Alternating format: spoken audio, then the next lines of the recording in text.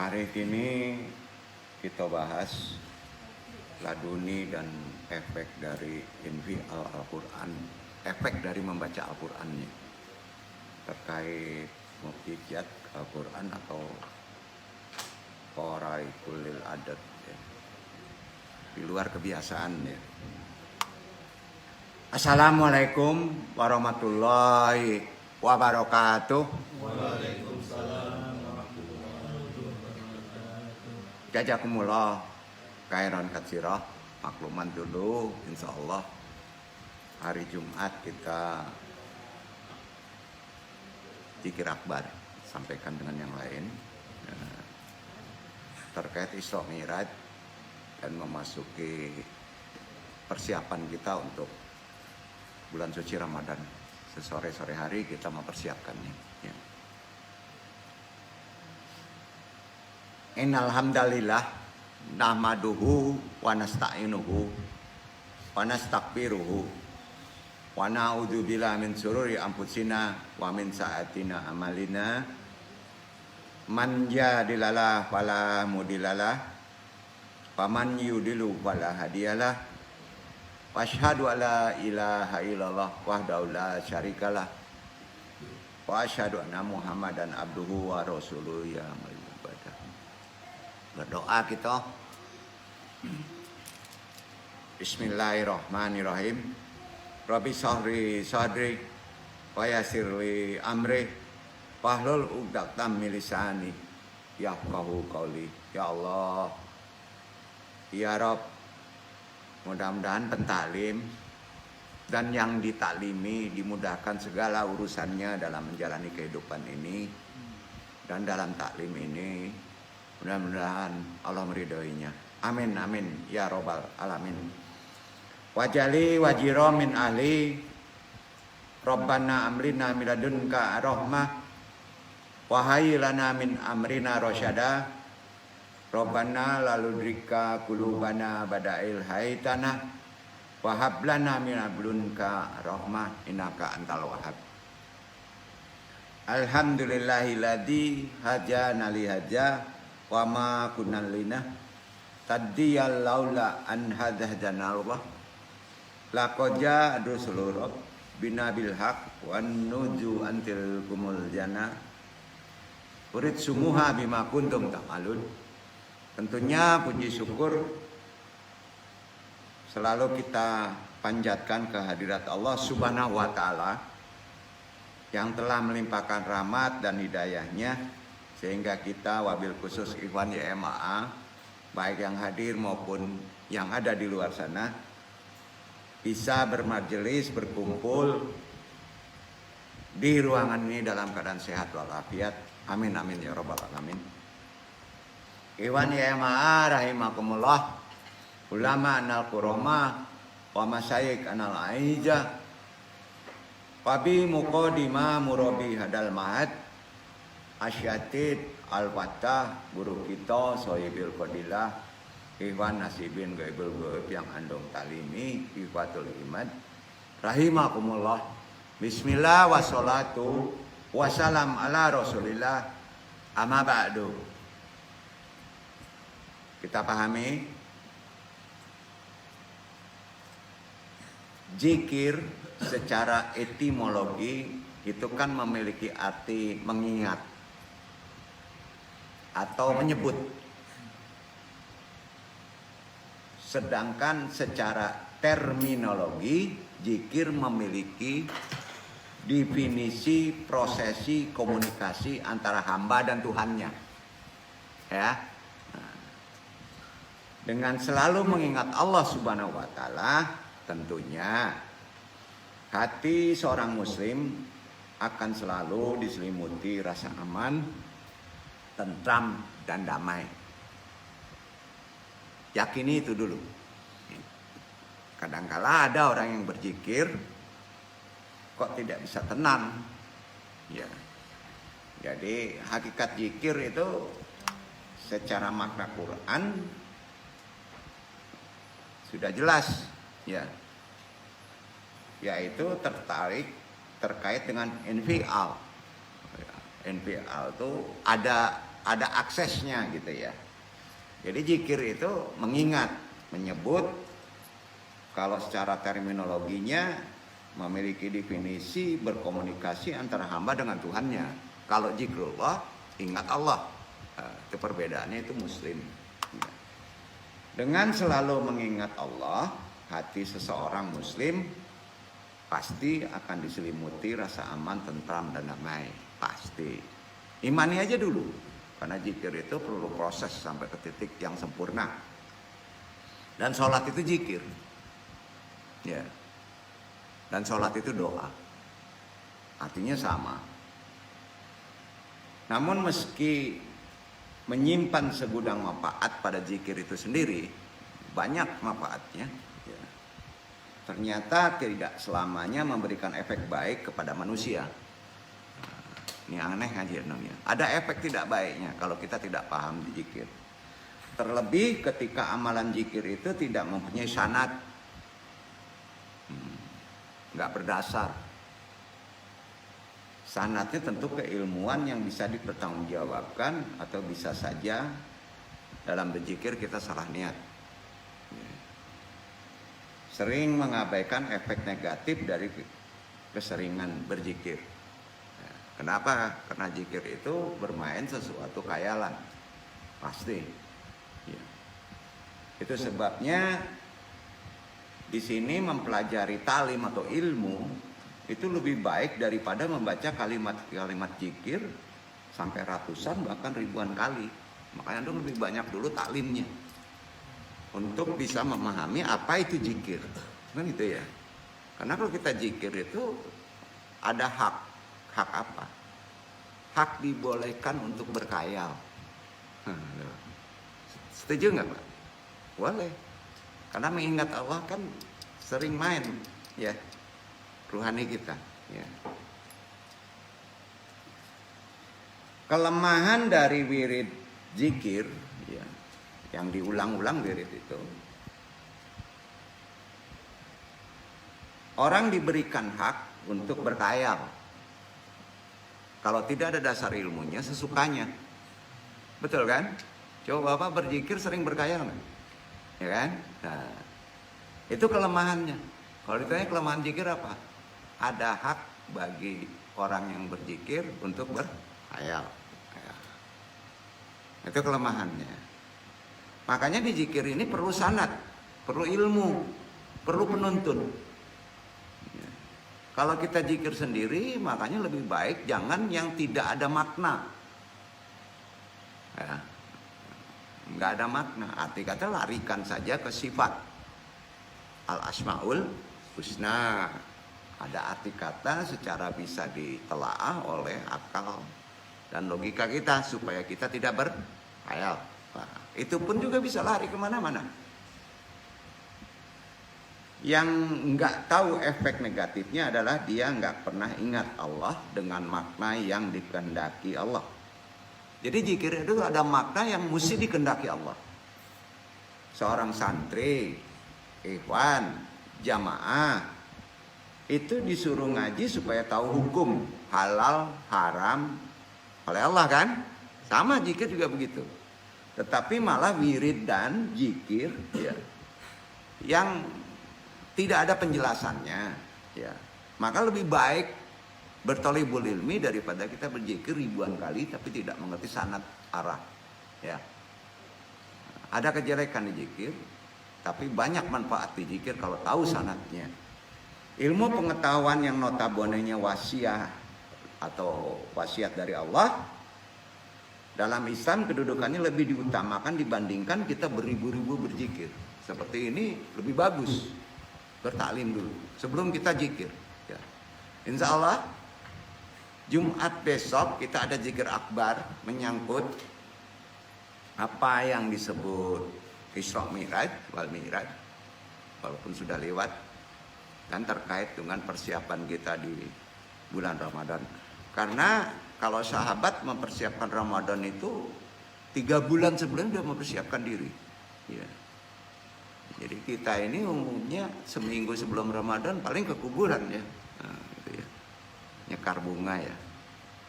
Artinya nyekar bunga sendiri kan mesti ada ilmunya, Pak. Ya. Bunga itu harus baru, harus basah, harus kasih pengaruh. Karena ada sanatnya, ada dalilnya.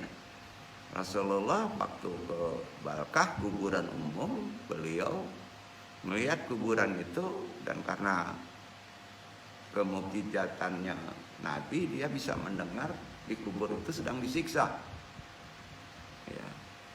Siksaan kubur itu bisa diredam oleh zikir. Ya. Salah satunya yang ambil kelapa yang agak basah ditaruh. Ya. Tidak bunga aja. Ya. Pokoknya pohon-pohonan yang agak basah, bunganya masih baru, harum, ditaruh di kuburan itu nyekar. Ada sandaran hadisnya. Ya. Jadi kalau bapak-bapak mau misalnya ke kuburan tabur bunga, harus ada dasar ilmunya. Hadisnya sahih, Nabi itu harus sebaiknya dibasahin. Bunganya dikasih basah, ya. Nah, itu. Makanya sering bawa air mawar kan. Nah, air mawar gitu, supaya segar lagi. Ya. Karena itu lebih afdol sebetulnya kalau dia hidup, ya. Kalau dia hidup. Nah, makanya sering orang-orang kalau sudah mayat dipendam kan ditanam pohonan. Karena dalilnya yang masih ada basah itu bisa berzikir. Pohon berzikir, semua berzikir. Itu sanatnya ya. Itu sedikit pemahaman melenceng dari kaji ya. Hari ini yang kita bahas terkait infial, akses dari kita membaca Quran dan zikir. Sifat ilmunya laduni, ya. Ilmu dari sisi Allah, ya. Terkait dengan kalau di manusia itu disebut khairul ada, tidak biasa dari kehidupan umum, ya. Lain dari kebiasaan. Kalau di Nabi namanya mukjizat, ya. Jadi bapak-bapak, ibu-ibu kalau berzikir itu jangan diminta mukjizatnya, karena sudah ada mukjizatnya, insya Allah, ya. Jadi Allah mengistilahkan wiridan itu hanya untuk mengingatnya. Jadi kalau nyebut wiridan itu berulang-ulang, zikirnya bisa ribuan gitu ya. Nah, tapi kalau mengistilahkan ilmu, ya, yusikumullahu, itu wasiat Allah. Lebih baik jangan dulu wiridan kalau tidak tahu ada sanad atau ilmu, gitu ya. Meskipun tergolong ibadah zikir itu baik ya, dengan kelebihannya ternyata juga sangat dilarang oleh Allah kalau kita tidak ada sanad ilmunya. Ya. Kecuali sifat zikirnya mengandung doa dan puja-puji kepada Allah. Subhanallah, ya misalnya kan, Allahu Akbar, ya itu umum boleh. Ya. Hal ini termaktub dasarnya dari Quran surat Al-A'raf ayat 31, coba dibaca ikhwan. Itu dasar yang Anda sampaikan pasti melalui Quran dan Sunnah. Ya, silakan dibaca.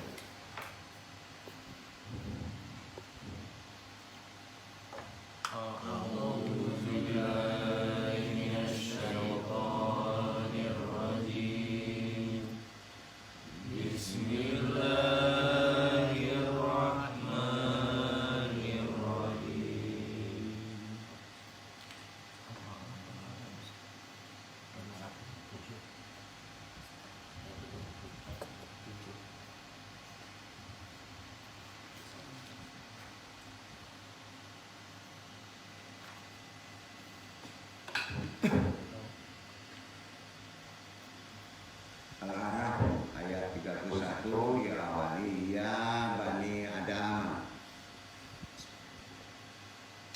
Ya Bani Adam khuzu zinatakum inda kulli masjidin wa kulu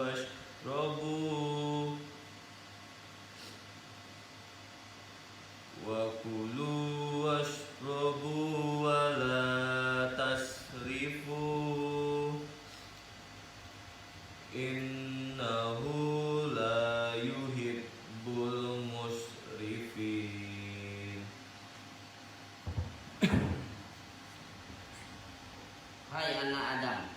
pakailah pakaianmu yang indah di setiap memasuki masjid. Makan dan minumlah dan janganlah berlebih-lebihan. Sesungguhnya Allah tidak menyukai orang-orang yang berlebih-lebihan. Begini artinya itu berlebih-lebihan, titik fokusnya. Ya, kalau kita belum tahu thalibul ilmi, kita mau berbanyak zikir ya, karena kata taklid juga nggak baik. Ya, duduk ya. Nah, karena untuk berzikir dengan sewajarnya itu dulu, kecuali ada penuntun. Penuntun itu tentunya tahu batasan-batasannya. Apalagi terkait zikir tarekat. Ya, karena tarekat itu jelas ada sanad. Ya, kalau Iwan ingin Betawi nanti Jumat akan membahas lebih dalam hal terkait perkara ihsan. Ya. Ajaran Islam itu terbagi dia 3 ya. Nah, sampaikan. Iman, Islam, ihsan, ya kan? Kalau iman wilayahnya ilmu tauhid, ya. Kalau Islam wilayahnya fikih, ya di situ ya maksudnya ya hukum syariat masuk situ Islam. Supaya selamat kita ngerti hukum. Kalau ihsan terkait tasawuf. Nah, tasawuf itu mesti bertarekat. Kalau tasawuf saja tanpa tarekat, berarti kita hanya mempelajari teori, ya, tanpa mengamalkannya.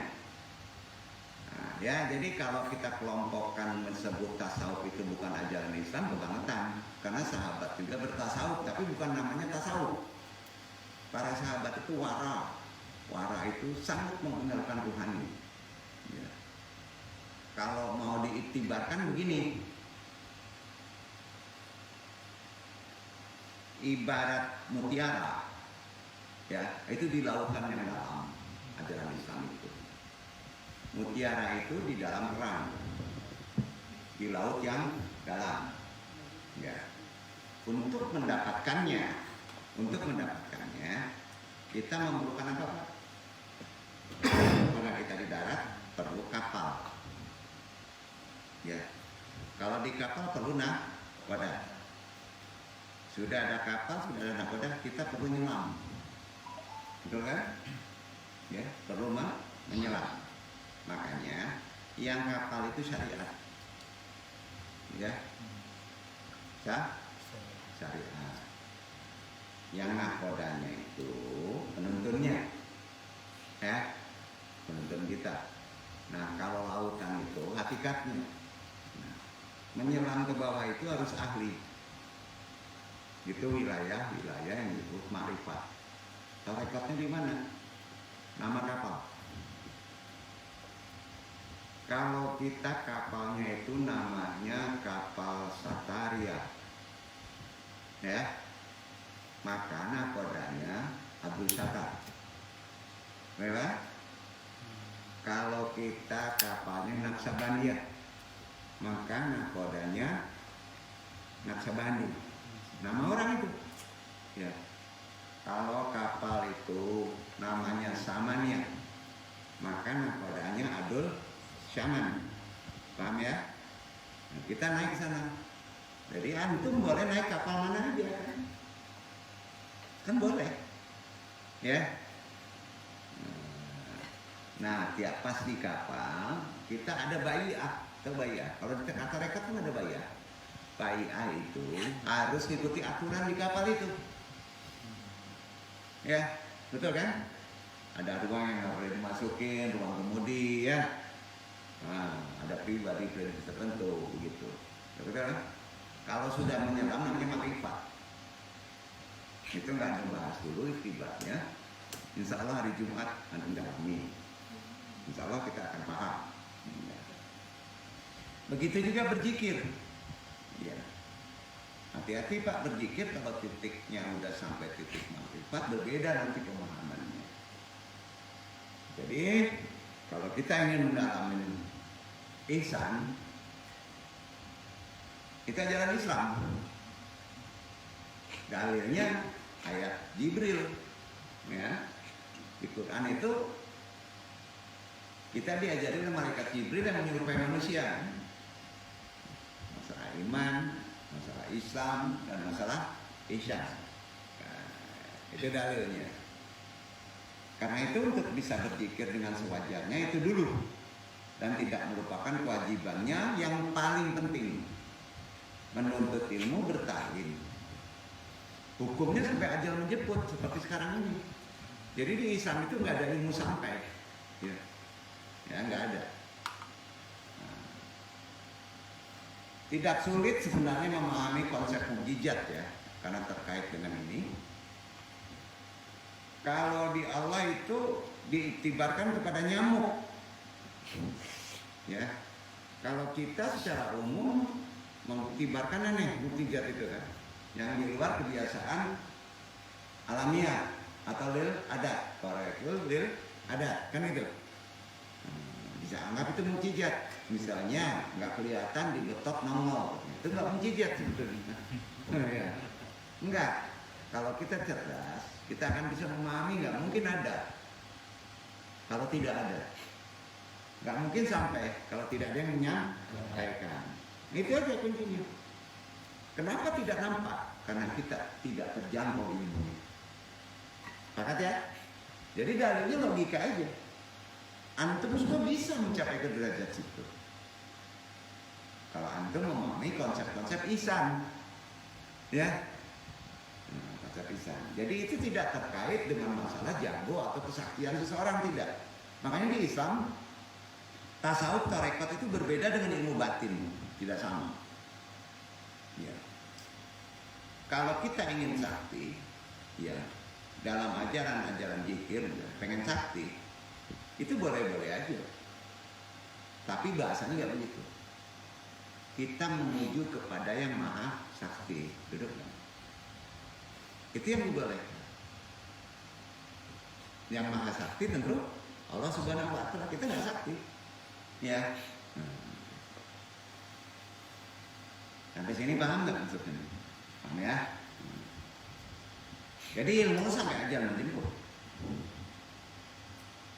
Jadi kita bisa paham betul apa itu mukjizat dari nyamuk. Nyamuk. Allah nggak segan-segan mengiktibarkan yang kita anggap sepele. Haram nih loh. Quran kan? Nah, sebagian besar orang memahami kalau mukjizat itu adalah sesuatu yang korekuler ada di luar kebiasaan normal. Itu artinya sesuatu yang mampu menaklukkan yang berada di luar jangkauan nalar manusia dan hukum kebiasaan. Itu korekuler ada. Mungkin sebagian antum sudah melihat dengan yang duduk ini kayaknya korekuler ada, padahal tidak. Ya, yang korekuler ada itu tingkatannya sudah wali, Pak. Terbang di atas, berjalan di air, bisa saja korekuler ada. Tapi zaman sekarang kan yang terbang itu burung, nggak punya akal bisa. Ngambang dia naik kapal aja bisa, betul kan? Nah, kira-kira gitu. Ya. Jadi Nabi Muhammad SAW mengeluarkan air dari sela-sela jarinya. Mukjizat, nggak terjangkau akal. Ya. Nabi Ibrahim tidak meleleh ketika dibakar, ya. Gitu. Nabi Musa dengan tongkat dibelah laut. Antum bawa tuh tongkat dari sini walaupun sekarang mah belah itu mau arah penjarinan gitu ya. Belah. Gilo gitu orangnya. Ya. Jadi korekuler ada adalah gambaran umum yang mengisi definisi tentang apa itu mukjizat. Karenanya pemahaman mukjizat semacam ini akan melahirkan beberapa dampak. Penyakit pola berpikir yang menjurus kepada kesalahan-kesalahan berikutnya. Kalau kita nggak paham mengenai kekuasaan dan kebesaran Allah, kalau kita paham ini jadi masalah. Antum sampai sekarang menunggu tongkat Nabi Musa. Jangan-jangan dia udah mau tokat Nabi Musa. Nah, kacau ini ngajinya kan. Kita tunggu aja tokat Nabi Musa gitu. Ya, kan kacau ini kan. Enggak begitu. Ya, bukan begitu. Konsep kita itu berbeda dalam memahami mukjizat dan khariqul ada. Nah, penyakitnya apa sih kalau kita salah paham? Penyakit pertama, mukjizat yang khariqul ada adalah mukjizat yang rentan hilang dan luntur. Ia betul-betul akan bernilai mukjizat hanya bagi mereka yang menyaksikan langsung. Kita tidak ditakdirkan menyaksikan langsung Nabi Musa mengetok laut kan? Ya, betul kan? Nah, gini, tongkat Nabi Musa betul-betul bernilai mukjizat hanya bagi orang di masa Nabi Musa. Konsep waktu bisa terjangkau oleh akal. Hati-hati. Ya. Jadi jangan dulu memudahkan perkara itu semuanya ajaib, sakti. Ya. Yang menyaksikan dan melihat sendiri bagaimana Nabi Musa membelah lautan menggunakan tongkat itu. Pertanyaannya, Iwan melihat Nabi Musa betok laut belah, melihat. Tapi kita masih yakin dong dari Quran pada masa itu. Ya. Nah, penyakit kedua ya, memahami konsep mukjizat tidak ada ini. Dalam konsep zikir nanti kalau dipahami ini kita akan mengerti, tidak melenceng. Ya. Logika mukjizat yang khariqul ada akan melahirkan satu pola pikir yang menjadikan keanehan sebagai ukuran dan bukti kebesaran Allah. Ya. Umat pun pada akhirnya akan menuntut yang aneh-aneh kalau kita salah paham. Betul kan? Nah, dalam mengaji, kalau nggak aneh nggak percaya kebesaran Allah. Nah, gawat nih. Ya. Justru hal semacam ini merusak cara berpikir umat pada masa per masa. Praktek-praktek klinik adalah satu di antara sekian banyak dampak langsung dari model berpikir semacam itu. Ya. Penyakit ketiga ya. Bukan nggak boleh, kita hanya mentok meyakini ya, gini. Perkara-perkara mukjizat. Karena yang dijadikan ukuran kebenaran adalah sesuatu yang khariqul ada di luar dari kebiasaan normal. Yang aneh-aneh, maka hal yang sama juga akan dijadikan ukuran untuk menentukan posisi seorang. Misalnya mau balik, Buya, Kiai, Uas ini nggak bisa bedah, nggak Uas ya, kacau kan? Oh ini ulama nih yang duduk ini bisa bedah orang, wah itu baru ulama. Gawat juga kan pola berpikir gitu. Nggak bisa begitu.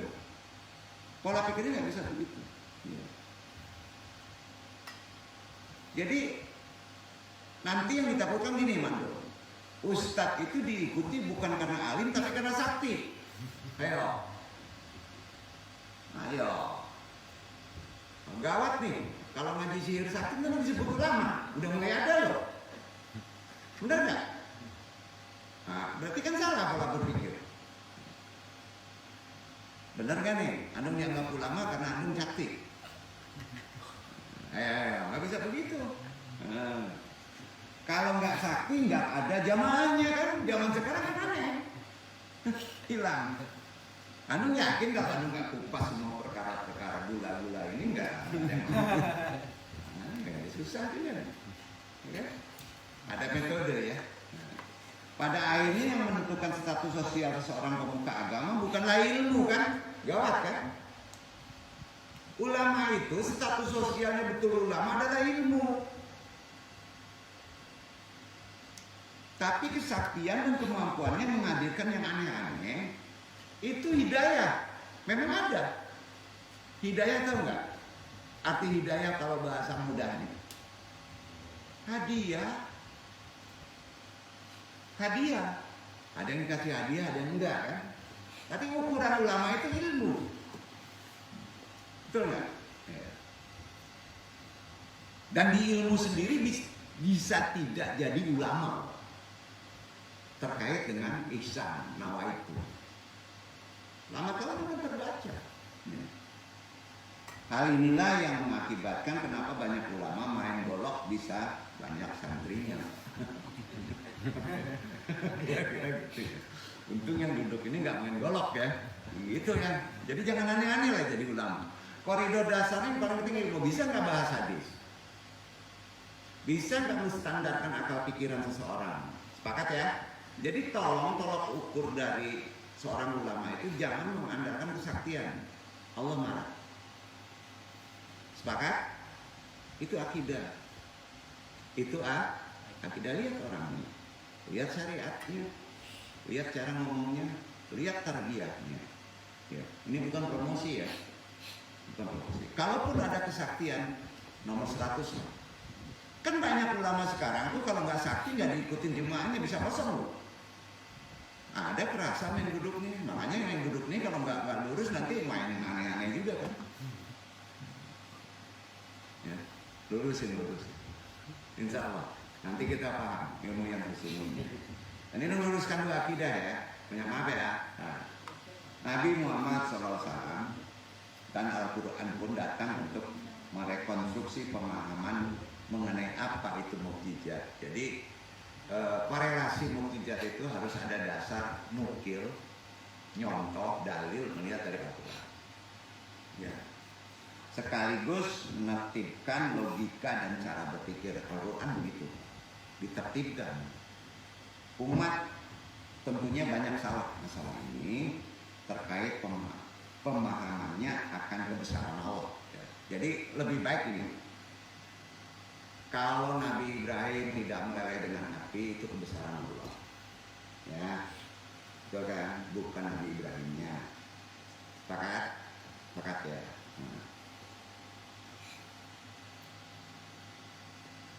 Karena itu permintaan kaum kafir Quraisy kepada Nabi Muhammad untuk memperlihatkan mukjizat tidak selalu dikabulkan oleh Allah Subhanahu wa taala. Betul kan? Iya kan? Kalau dia memang kebal, Nabi nggak ompong begini. Betul kan? Nabi nggak perlu baju besi kan? Walaupun Nabi mampu. Itu ditata oleh Tuhan pola berpikir kita. Ya, ini banyak orang pintar tapi jadi aneh pikirannya ya. Ya, lu nggak ingin. Ya. Jadi sebaliknya Al-Quran diturunkan dengan memberikan panduan bahwa mukjizat tidak mesti korekulil ada. Tidak mesti. Justru mukjizat Allah itu lebih banyak yang ada. Oh ada.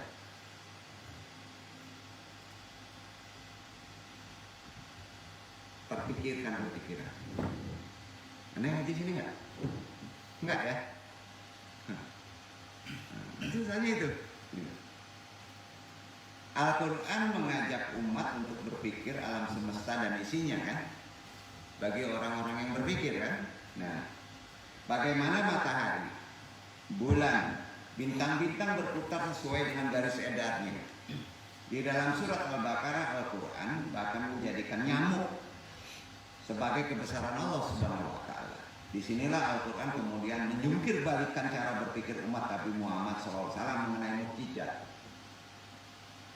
Al-Quran seakan-akan mengajak kita berpikir ketika sesuatu yang korekul ada di luar kebiasaan orang dianggap keren karena di luar kebiasaan dan kita agak mampu melakukannya. Apakah sesuatu yang ada kemudian otomatis menjadi sesuatu yang bisa kita lakukan? Enggak juga kan? Karenanya Nabi Musa alaihissalam membelah lautan dengan tongkat keren. Korekul ada dan kita nggak bisa melakukan. Sekarang bandingkan dengan penciptaan nyamuk. Itu aja dulu. Kita mikirnya kok belah laut, nyamuk aja. Nyamuk. Nah, segadang aja tuh. Si Abu ya, bisa tabang, baranaknya bahaya. Nah, nggak mukjizat tuh Pak. Ya kan? Tiap hari. Jadi bapak jangan mikir ngeliat di belah laut, nyamuk aja lihat. sesuatu yang tiap hari kita lihat kan, sesuatu yang ada. Kita anggap biasa kan, padahal itu mukjizat loh. Lantas apa bisa kita menciptakan nyamuk? Itu pertanyaannya. Bisa nggak? Nah, dia bisa menciptakan nyamuk.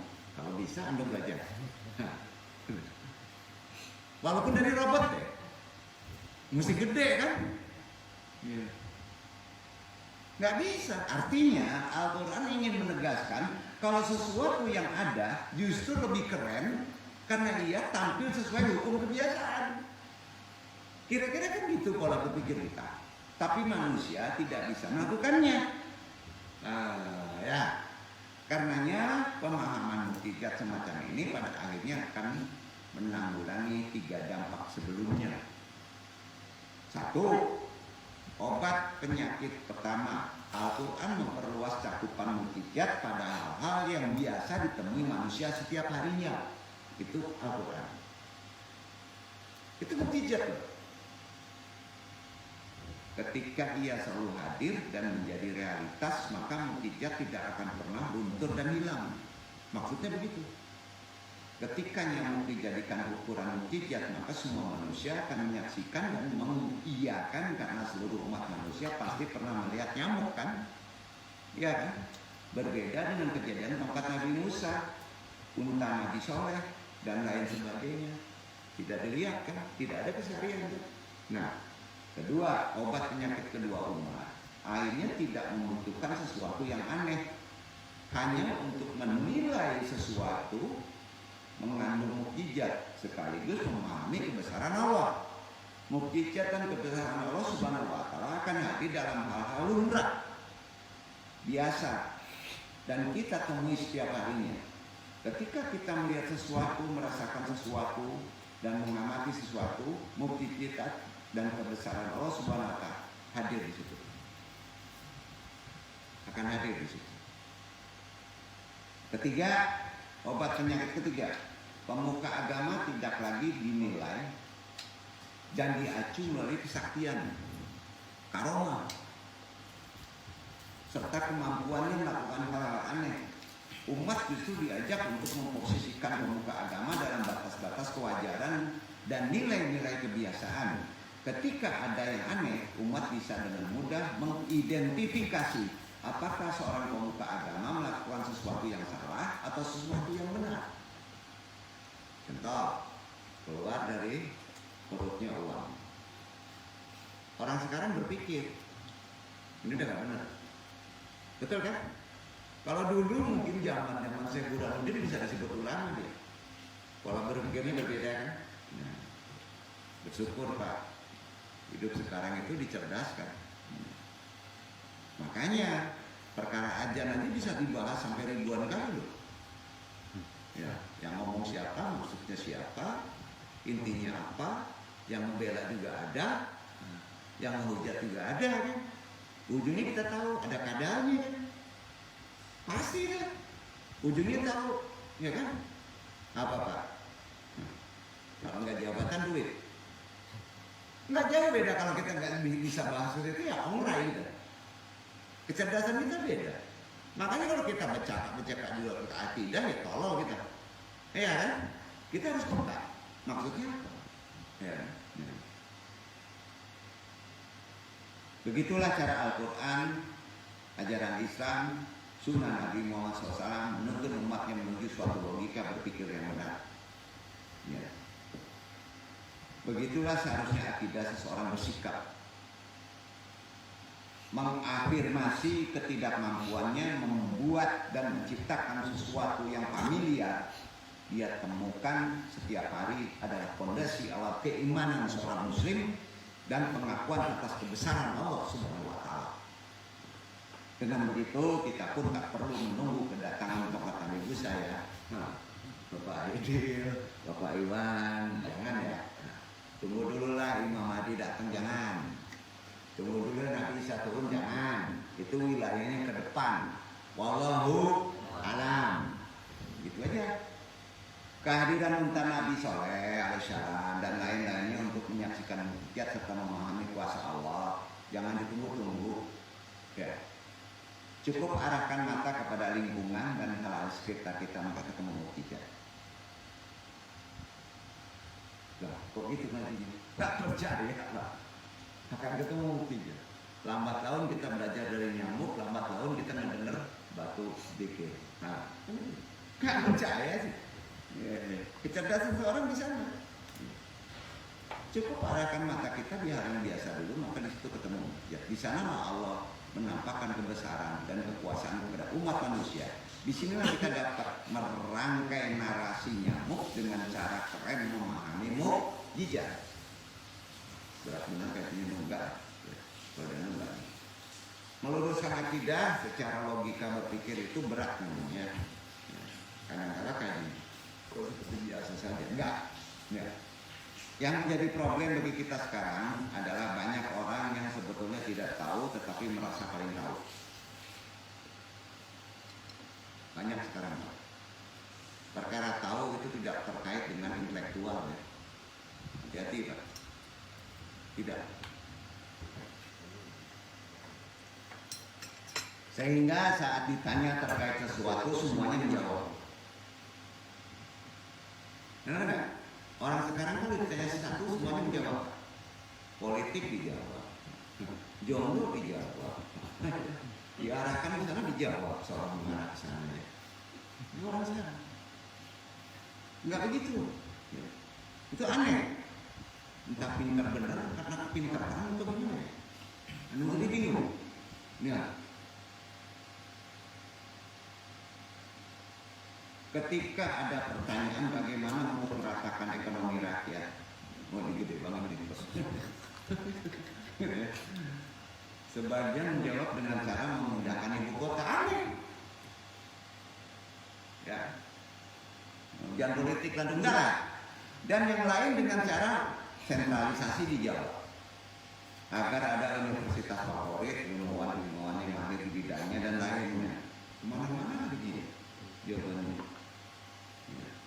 Alangkah baiknya kita menjadi seseorang yang tidak mudah mengatakan sesuatu, apalagi jika itu bukan keahlian kita, kan itu ajaran Nabi. Ya. Lebih baik diam, doim. Jika memang kenyataannya kita bukan mahir dalam suatu hal, itu lebih mulia. Ya. Makanya di pesantren yang umumnya ada ijazah tentang mahabbah.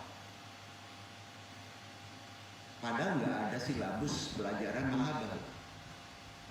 Cinta, berapa tahun dia belajar cinta? Nggak ada.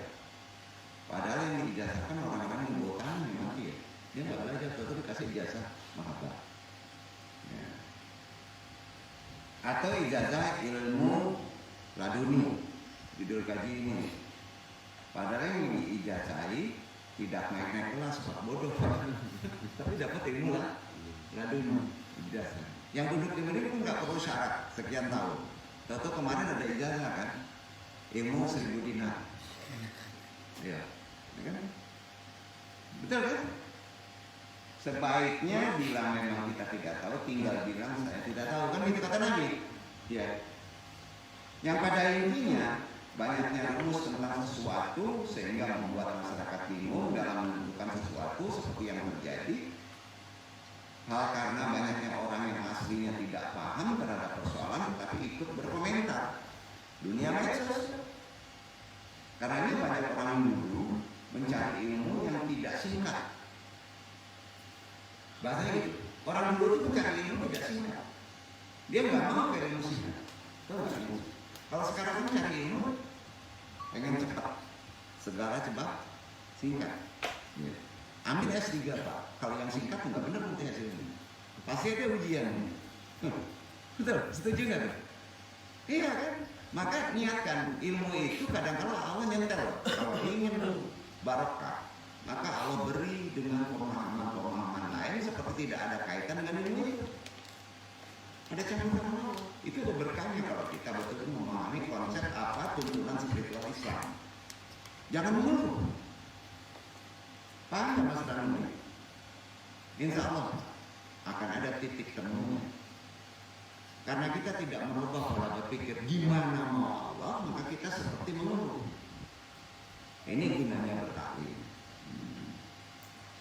Jadi di sini perlu disampaikan juga ya,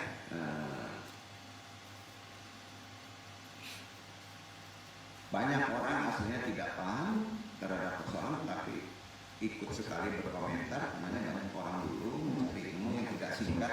Banyak orang pintar belajar dalam waktu yang lama. Kalau orang dulu seperti Imam Al-Ghazali, ya, untuk menjadi alim belajar puluhan tahun.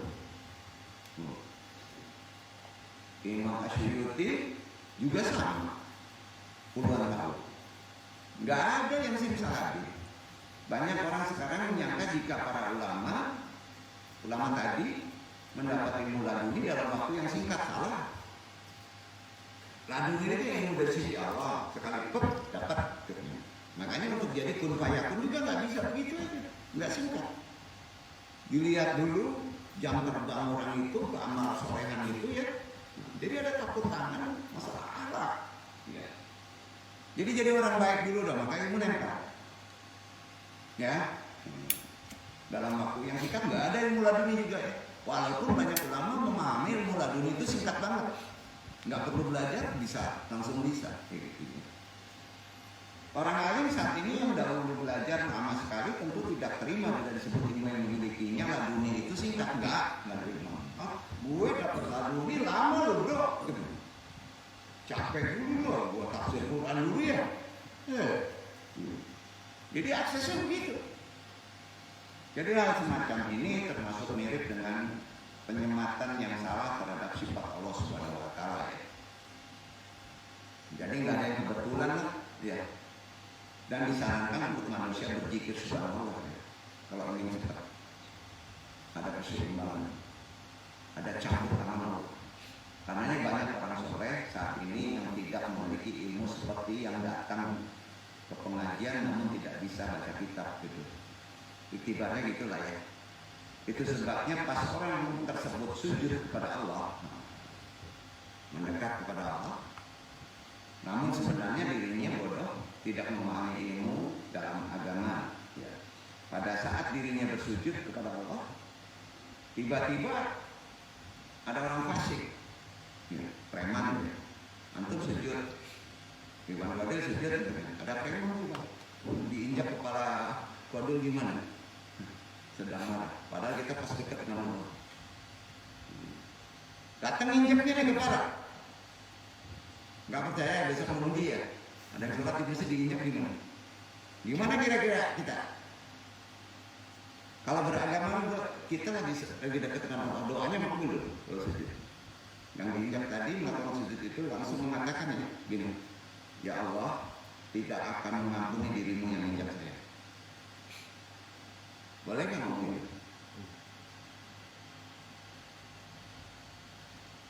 Dosa.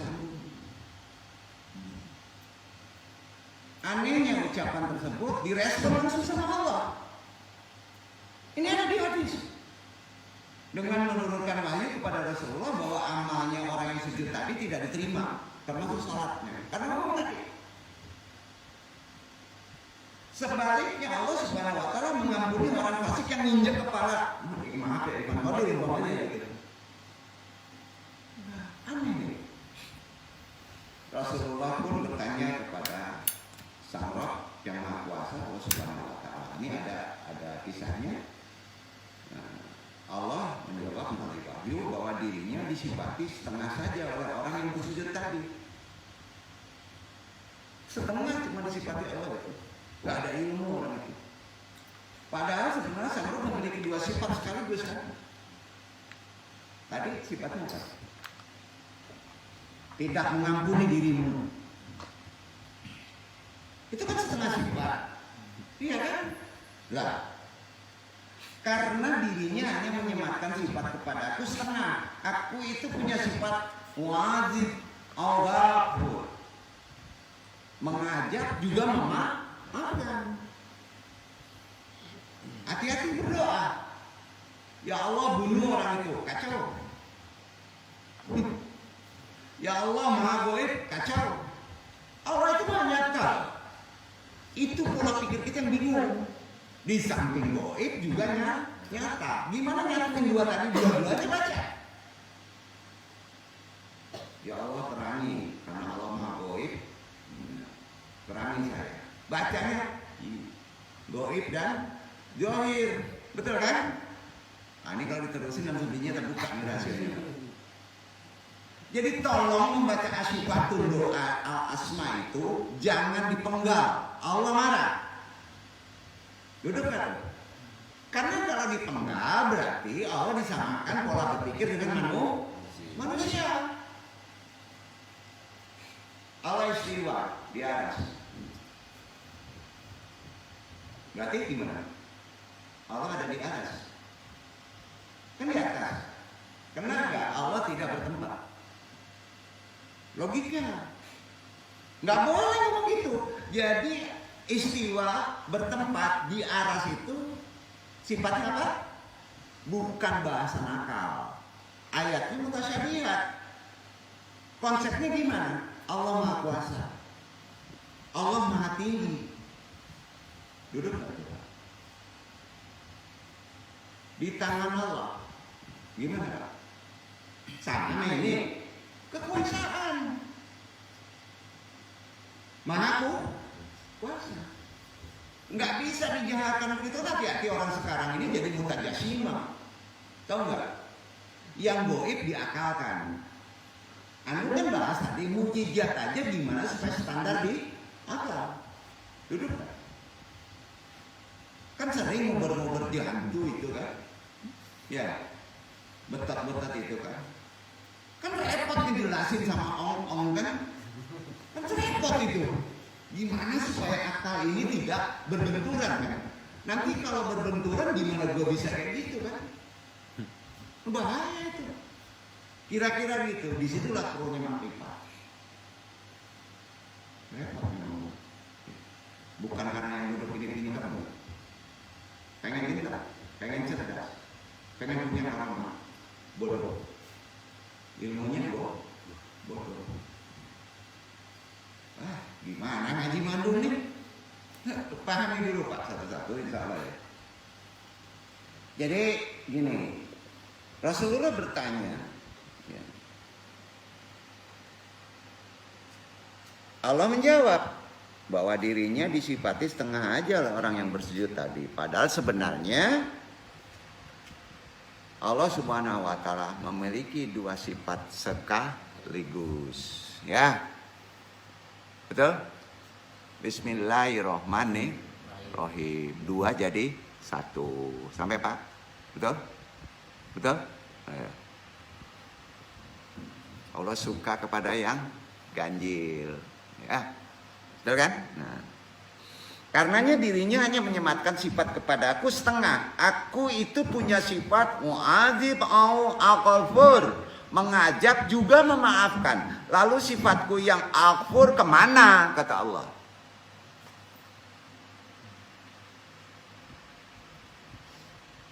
Hal ini menunjukkan Allah Subhanahu wa taala tidak terima disifati dengan kurang sempurna. Itu bahasanya. Hati-hati kita berdoa. Jadi berdoa nggak ada hak prerogatif kita untuk memaksa. Ya Allah kabulkan saya. Pokoknya istri saya harus Halimatus Sadiah. Kalau enggak awas lu loh katanya. Kan ngaco tuh. Walaupun nggak bahasanya gitu. Nggak bisa begitu berdoa. Kacau itu. Gimana sih tawakal Allah itu gimana?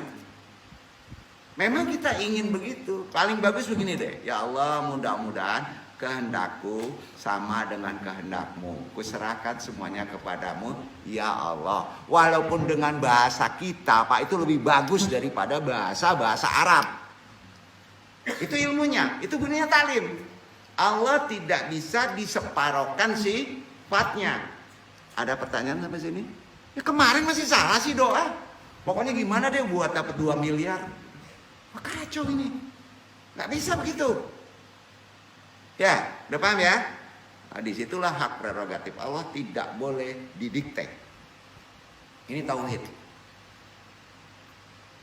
Setuju? Setuju ya? Alhamdulillah. Mudah-mudahan kita jadi benar nanti berdoa, pikir dulu Pak. Takut memaksa, ya. Sekali lagi, ada di Quran, kalau nggak salah Al-An'am ya. Allah tidak menerima disifati dengan kurang sempurna. Begitulah orang bodoh bersujud, lalu sesuka hati menyematkan sifat kepadanya yang tidak sesuai.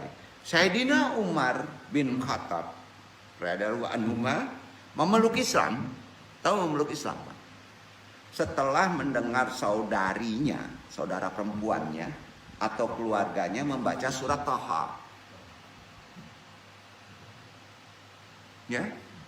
Kemudian setelah itu banyak orang-orang memeluk Islam setelah mendengar ayat suci Al-Qur'an.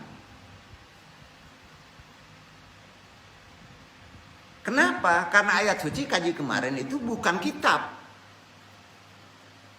Kalamullah, omongan Allah. Ya. Jangan disamain dengan bahasa Inggris, jangan. Itu kalamullah. Al-Qur'an itu. Makanya kalau antum baca Yasin, nggak ngerti Yasin, antum dapat berkah. Ya. Baca surat sholat, antum nggak ngerti surat, baca saja, antum dapat berkah. Kan nggak boleh, Pak, kalau kita bahasa kul'u pakai bahasa Minang. Kan ada yang dilakuin supaya jelas. Allah nggak bisa digituin. Karena bahasa yang diwakilkan oleh Allah disyafatkan kepada bahasa Arab. Duduk ya.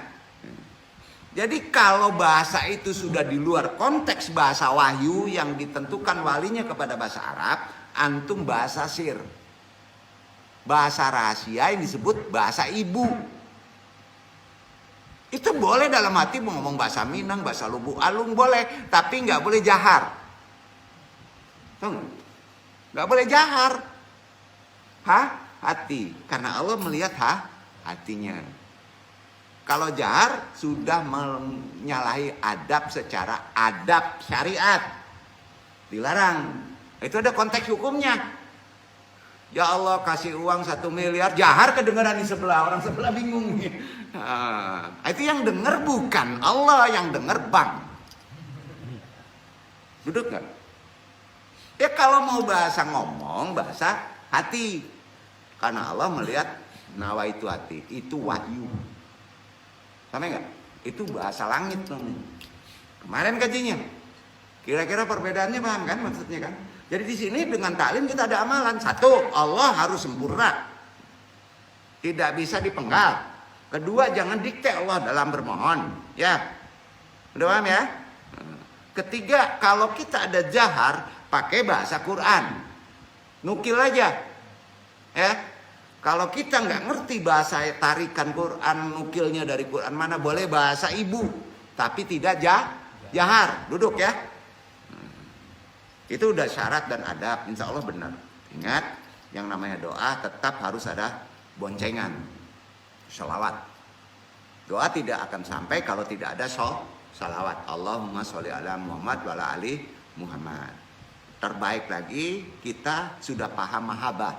Mahabbah adalah ilmu kita adanya lahir karena ibu bapak. Kalau ibu masih ada, temui, Bu. Saya pengen doain ya Bu. Kalau ibu sudah meninggal, wa khususan ila ruhi umiku. Al-Fatihah. Ya, Nabi, orang tua, guru. Baru ya Allah kasih Innova, dalam hati aja ya. Kasih Innova. Ya Allah kasih Halimatus Sadiah. Ya, dalam hati aja ya. Tapi sebaiknya jangan diarahkan. Walaupun kita mengarahkan. Karena itu mendikte Allah. Duduk kan? Gampang ya. Gampang praktekin lah besok. Kalau nggak susah. Ya.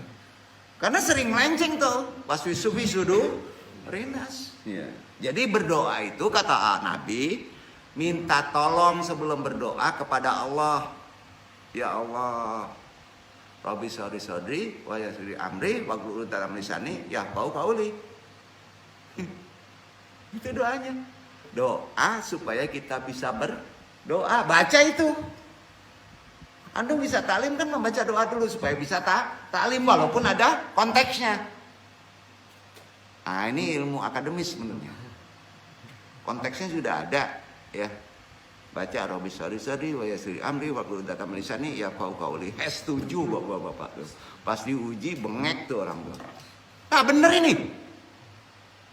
Karena itu langsung Quran, kalamullah yang menyuruh. Duduk. Alhamdulillah. Jadi itu yang perlu disampaikan. Sayyidina Umar bin Khattab memeluk Islam hanya mendengar surat Thaha. Karena kalamullah Al-Quran sendiri telah memaklumatkan hudalil mutakin. Itu akses hebatnya Al-Quran. Hudalil mutakin. Bahwa yang dapat mengambil manfaat Al-Quran adalah mereka yang bertakwa. Itu artinya petunjuk orang yang bertakwa. Ya. Sementara di dalam Al-Quran, di ayat lain, nih Quran ya, di samping hudalil mutakin ada lagi hudalinas. Betul kan? Nah, Al-Quran memberi petunjuk kepada semua manusia. Nah, waktu itu Sayyidina Umar bin Khattab belum Islam. Belum Muslim. Kalau takwa sudah Muslim. Betul kan? Pas dibacakan Thaha, karena dia belum Muslim, tapi untuk seluruh manusia masuk Islam. Jadi bapak-bapak, kalau beresin orang Islam yang sudah Islam, hudalil muttaqin. Kalau orang belum Islam, hudalin nas. Nah, itu ilmunya. Ini tambah pinter nanti nih. Syukur pintar. Al-Quran memberi petunjuk kepada semua orang. Nggak mau tahu itu penjahat, hantu balau, hudalinas deh. Nggak mau tahu pemabuk, jangan, hudalil mutakin. Tanya, orang puasa disuruhnya untuk siapa? Orang yang beriman kan? Jangan hudalinas. Nggak ada itu ketemu hudalinas. Ya, jangan. Jadi kalau mau puasa harus mualaf. Itu syaratnya. Ini orang nggak Islam masuk langsung puasa, yang ngaco itu kan. Nah. Jadi Al-Quran juga untuk siapa Pak? Untuk orang non Islam juga. Hudali linas, bukan Muslim saja. Artinya manusia yang takwa maupun yang tidak takwa dapat infial. Infial itu judul kaji tadi. Infial itu artinya terkena pengaruh efek Al-Quran. Bapak-bapak kalau bertakwa, ya, menyebut saja hudalil muttaqin kepada orang Islam, efeknya kena orang itu. Kontan. Kalau tidak Islam, hudalinas, efeknya kena kepada orang itu. Karena yang diucapkan itu kalamullah. Duduk kira-kira nggak? Spesifiknya gedung supaya kena orang itu nanti dulu. Kita belajar syariat dulu. Ini umum kan, global ya. Jadi juga bisa kena kepada orang non Muslim. Itu efek Al-Quran. Makanya disebut ajaran Islam itu lil alamin, ya, untuk seluruh makhluk. Dengan demikian dalam menanggapi kontradiksi ini solusinya adalah ilmu balaghah. Yang Adung sebut ini ilmu balaghah. Dasar ilmu balaghah nanti ke ilmu mantik. Ilmu mantik itu ada ukuran. Ukuran itu diwakilkan oleh apa Pak? Asbabun nuzul ada waktu. Kalau sudah ada waktu ada ketepatan. Diwakilinya dengan nomor, angka. Maka di Quran ada angka, ada waktu. Paham ya? Quran kan ada angkanya, ya kan? Ada waktunya. Bapak-bapak pengen tepat 2 tambah 2 harus diwakilkan bahasa 2 tambah 2 sama dengan 4. Itu bahasa manusia. Kalau di Allah 2 tambah 2 sama dengan apa mau Allah. Beda lagi. Ya. Itu sudah kemantiki dalam konsep tasawuf. Tapi harus tahu balaghah. Ya, balaghah tadi. Kalau ke arah non-muslim, hudalil nas. Kalau yang bertakwa, hudalil muttaqin. Ya.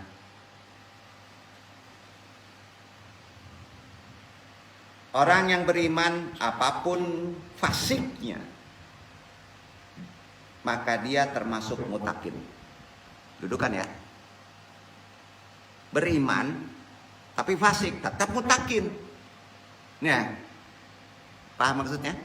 Karena dirinya masih menghindari sesuatu yang akan dilarang oleh Allah, yaitu apa, Pak? Syirik. Mengkafirkan orang tuh hati-hati, Pak. Kalau dia dosa besar nggak boleh kafir. Kalau sudah syirik boleh nyebut kafir. Nah, gitu. Jadi semua orang mukmin apapun fasiknya dosanya, dia adalah orang takwa karena dia sudah menjauhi syirik. Dan dia melakukan iman sebetulnya.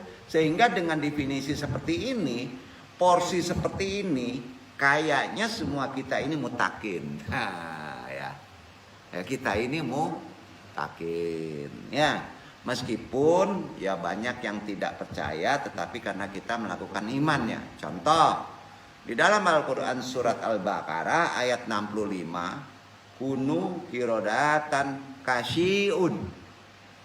Artinya jadilah kamu kerak yang hina. Ya. Ketika misalnya secara faktual tidak ada seseorang yang menjadi kerak. Atau kerak. Nggak enak juga ya. Antum nggak mau nyebut wow ya, kerak aja lah ya. Ketika misalnya secara faktual tidak ada seseorang yang menjadi kerak, maka lafaz tersebut dianggap sebagai tasbih balik.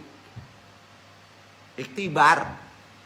Ya, yaitu menyamakan sesuatu dengan lain tanpa menggunakan huruf perumpamaan.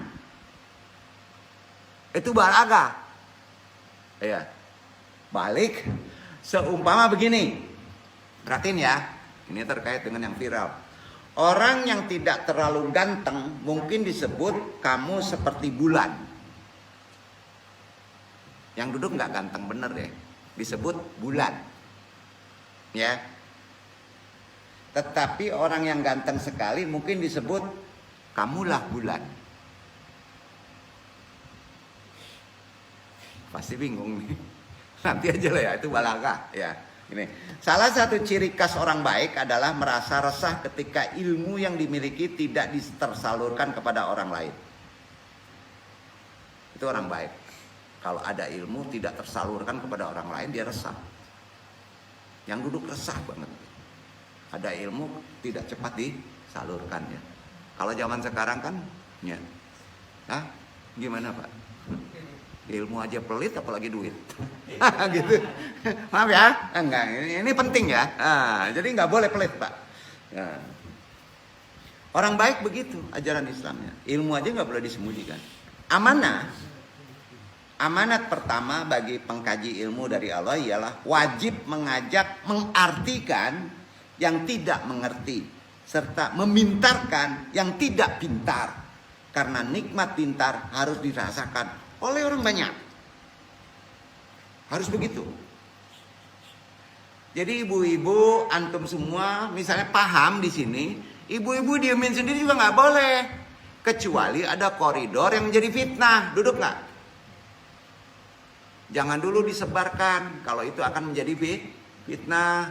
Itu adab, ya. Harus dirasakan oleh banyak, orang banyak itu. Ilmu begitu. Yang dikatakan kebaikan itu adalah satu ilmu, keyakinan atau pengalaman baik yang bisa dirasakan oleh orang lain. Jadi jangan merasa hal ini milik kita, lalu kita nikmati sendiri. Namanya apa itu? Walaupun itu ilmu. Egois bro. Nggak bisa. Oh ilmu kimia sampai S7 dinikmati sendiri, egois namanya. Nggak bisa. Bagi dong. Gitu. Kira-kira gitu. Ya. Lembaga pendidikan sangatlah penting sebab mereka bisa memanage hati, keilmuan, potensi agar semuanya menjadikan kita kenal kepada Allah. Ya. Semua nabi dalam kitab tafsir dijelaskan adalah orang yang memberitahu. Maka dari itu sangatlah mulia tugas para ulama, dosen, guru, para pengkaji ilmu. Sangat mulia deh. Karena ciri khas Nabi itu mengartikan. Sehingga di dalam Al-Quran dijelaskan secara berulang. Ingat peristiwa ini, ingatlah, kaji, pelajari prahara yang dialami orang-orang sebelum kamu. Semua itu mengarah ke ilmu yang harus dijelaskan. Itu talibul ilmi. Adapun cara dalam memberikan penjelasan sebagaimana dianjurkan Al-Quran ialah dengan membuat analogi. Ada analogi. Nabi suruh beranalogi kok agar dapat dipahami orang banyak. Apakah kamu berpikir? Kan pakai analogi. Iya kan? Orang cerdas begitu. Contoh, ketika orang-orang kafir Mekah pada zaman dulu, Tuhannya sangat banyak, Pak. Tuhannya banyak. Ya. Logikanya gimana? Kenapa orang Quraisy kafir dulu Tuhannya banyak? Sebab orang Arab kala itu berpikir begini, semakin banyak masalah maka Tuhannya harus banyak pula. Bapak-bapak kalau banyak masalah solusinya harus banyak pula nggak? Jangan bohong. Iya kan? Tuh. Semakin banyak masalah maka Tuhannya harus banyak pula. Itu kata orang kafir Quraisy dulu. Untuk menjadikan mereka bertuhan satu. Repot nggak bro? Kalau logikanya sudah kayak gitu. Repot loh kalau nggak ada tuntunan dari Allah. Ya. Makanya kalau orang sudah Yahudi Pak bertuhan banyak repot tuh. Kalau tidak ada hidayah dari Allah. Maka Nabi Muhammad membuat dua analogi. Ini boleh dipakai secara akademis kalau terkait dengan ketuhanan. Dua analogi. Ini ajaran Nabi. Jika kalian punya majikan banyak, analoginya gitu ya. Kata Nabi nih, kemudian perintahnya berbeda-beda. Tuhan banyak, perintahnya beda-beda. Sama punya majikan satu dan perintahnya sama, kalian pilih mana? Kata Nabi gitu. Ayo jawab. Pilih mana? Lalu orang kafir tadi, Quraisy tadi berkata, jika mereka suka punya majikan satu. Analoginya begitu Nabi. Karenanya Nabi berkata, Tuhan itu majikan kamu. Jika punya Tuhan banyak dan perintahnya berbeda-beda, maka akan bingung untuk taat kepada majikan yang mana, benar nggak? Analoginya kan begitu. Ya. Maka niat sebaiknya satu-satu. Ya.